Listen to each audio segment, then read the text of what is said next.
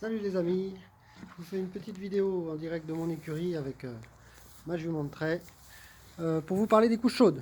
Les couches chaudes, il y a plusieurs façons de les faire, plusieurs techniques. Il y en a qui mettent du sable, d'autres pas. Moi, c'est des couches chaudes, la méthode la plus simple que j'ai trouvée, avec hors sol, avec du fumier de cheval. Donc voilà, je vous donne rendez-vous sur les couches et je vous donnerai quelques petites astuces en fin de vidéo. Voilà. Alors ça se présente comme ça. C'est des fabrications artisanales, hein, avec des planches de chêne. Ça pourrit pas de trop, on est content. Donc au début, il n'y a rien. Voilà. Alors il y en a qui peuvent les semi-enterrer, c'est-à-dire qu'ils enterrent la première couche. Le remplissage de la couche est fait. Alors vous remplissez de fumier, n'hésitez pas à monter dedans et à bien tasser les côtés. N'hésitez pas à le faire en plusieurs fois. Tasser le milieu, mais un peu moins. Après, ça aura tendance à moins fermenter vite. Voilà. Après, je vais vous montrer une que j'avais déjà faite.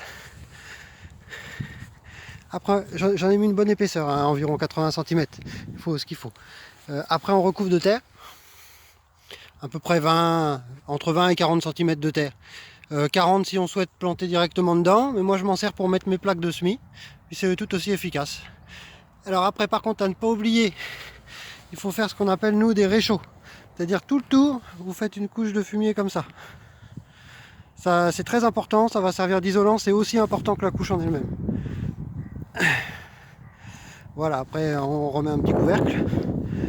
Bon, c'est de la fabrication artisanale comme je vous disais, donc on les a fait nous-mêmes. Bon, on peut tout à fait les acheter. Prenez un matériau durable dans le temps, c'est mieux. Et moi, c'est plus des couches tièdes que des couches chaudes. C'est-à-dire que les couches chaudes, ça monte entre 20 et 25 degrés, donc il faudrait qu'elles soient semi-enterrées. C'est-à-dire qu'il y en a qui font un trou, qui mettent la couche que je vous ai montrée dans le trou, plus la couche de terre, et qui mettent juste un cadre par-dessus. N'oubliez pas la taille de vos plantes après. Parce qu'après elles vont grandir et puis bon, il faut que vous ayez assez de hauteur pour qu'elles ne touchent pas et puis que vous ayez suffisamment de temps pour pouvoir les replanter. Voilà, donc moi je suis, quand ça chauffe, quand le soleil tape un peu, ça monte jusqu'à 30 degrés, il n'y a pas de souci. D'ailleurs, il faut les aérer un peu quand il fait vraiment chaud, et même si le soleil tape sur les plaques translucides, là ça chauffe vite. Par contre, la nuit, qu'il fasse 10 ou moins 5, je garde une température constante d'environ entre 13 et 18 degrés. Donc voilà, c'est quand même bien efficace. Pour tout ce qui est poivron, aubergine, ça c'est un peu juste. Ça ne prendra pas avant les premiers beaux jours, quoi, hein, dès que ça va monter un petit peu, et se réchauffer un peu la nuit, quoi. Mais c'est quand même bien quand je vois des gens qui mettent des grille-pains dans des petites serres pour chauffer et puis qui doivent dépenser des fortunes en électricité, il ferait mieux d'acheter les plants. C'est une méthode assez écologique, l'énergie durable.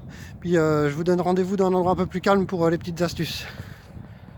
Donc voilà, après avoir tout fini, n'oubliez pas il faut laisser environ 10-15 jours, parce qu'on a ce qu'on appelle le coup de feu, c'est-à-dire que le fumier va fermenter d'un coup, ça va monter en température, donc ça va vous faire des différences de température pas possibles.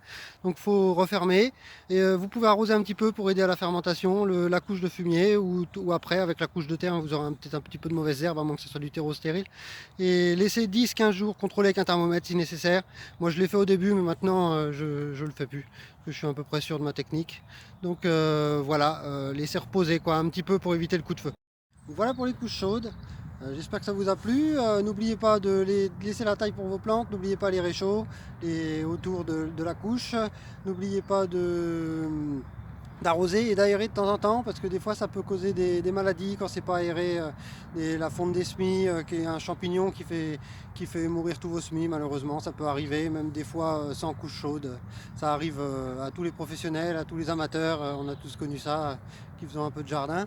Les trois petites astuces, donc c'était tout ce qui est autour, vous pouvez vous en servir comme compost, ça va se décomposer en fin de saison, vers le mois d'août, ça va vous faire quelque chose de noir. Euh, je reviens sur le fait que c'est du fumier de cheval, pour moi c'est le plus efficace, le plus durable. Bon, ça marche aussi avec du fumier de vache, mais il chauffe plus vite et moins longtemps. Donc ça peut marcher. Moi j'ai jamais utilisé, j'utilise que du fumier de cheval parce qu'on a des chevaux. Donc je me suis jamais trop posé la question. Il faut savoir qu'il y a des fumiers froids comme le fumier de porc, ça chauffe pas. Donc renseignez-vous si vous voulez utiliser d'autres. Théoriquement ça pourrait marcher avec du compost de tonte, puisque c'est la fermentation qui fait le chauffage. Donc tout ce qui fermente, théoriquement ça devrait chauffer. Après à voir, à essayer. n'hésitez pas à faire vos propres expériences. Alors les petites astuces, bon, les tours, les réchauds, vous pouvez les remettre dans le jardin, ça vous fait du compost, ça vous fait de l'engrais.